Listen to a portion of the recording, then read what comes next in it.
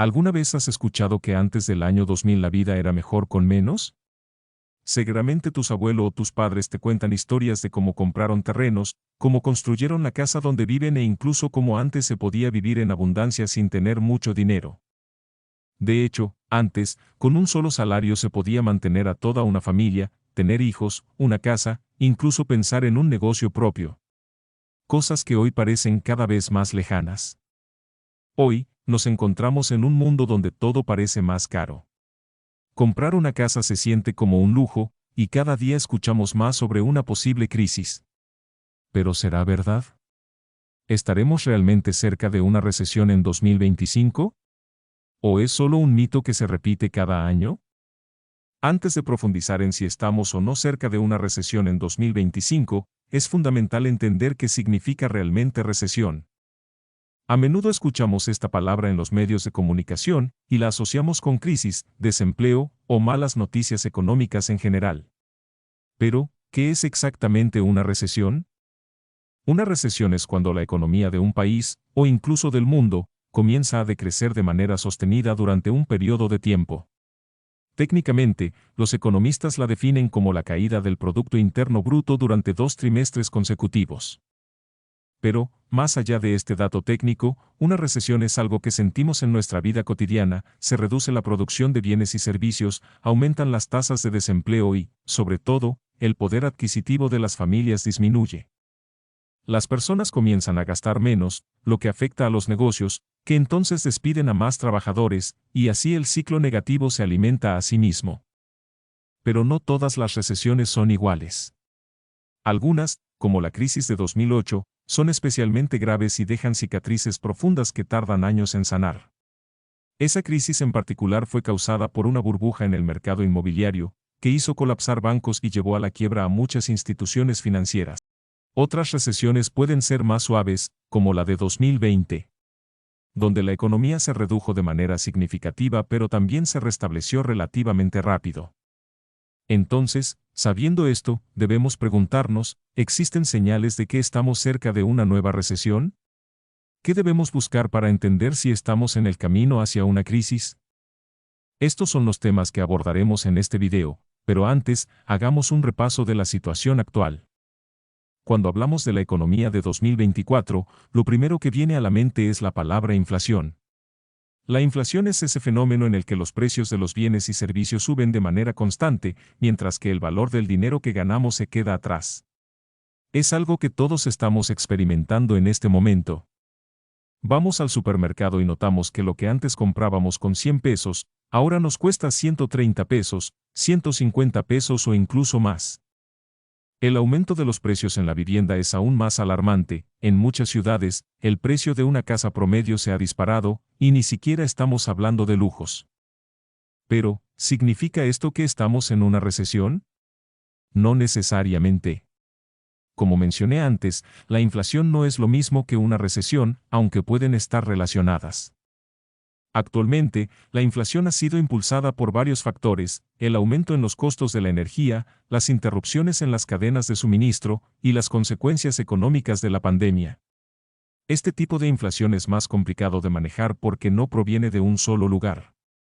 Por ejemplo, los precios del petróleo y la energía han aumentado debido a tensiones geopolíticas, y eso afecta el transporte, la producción y, finalmente, los productos que compramos. Lo que preocupa a muchos economistas es que, si esta inflación sigue descontrolada, los bancos centrales como la Reserva Federal en Estados Unidos o el Banco Central Europeo, tendrán que seguir subiendo las tasas de interés para frenarla. Esto ya lo hemos visto en 2022 y 2023, con varias subidas consecutivas en las tasas de interés, lo que encarece los créditos hipotecarios y los préstamos. Y cuando esto sucede, las familias y empresas empiezan a endeudarse menos, a gastar menos, y eso frena el crecimiento económico. Es ahí donde puede aparecer una recesión. Ahora que tenemos un contexto más claro sobre lo que está ocurriendo en este momento, volvamos a la pregunta clave de este video: ¿es probable que el próximo año vivamos una recesión? Bueno, para responder esto, tenemos que analizar las señales que están sobre la mesa. Uno de los factores más importantes es la inflación que mencionamos antes. Si los bancos centrales no logran controlarla adecuadamente, el impacto en el crecimiento económico podría ser grave. Pero hay más señales que podrían indicarnos una recesión. Primero, tenemos el contexto geopolítico. La guerra en Ucrania, por ejemplo, ha desestabilizado los precios de la energía en Europa y a nivel mundial. Un conflicto que afecta directamente los recursos energéticos genera incertidumbre en los mercados, y los inversionistas tienden a ser más conservadores cuando hay inestabilidad. Y no podemos olvidar que la tensión entre Estados Unidos y China en términos comerciales y tecnológicos sigue siendo una fuente de preocupación. Segundo, el aumento del desempleo o la desaceleración del crecimiento del empleo puede ser una señal anticipada de recesión.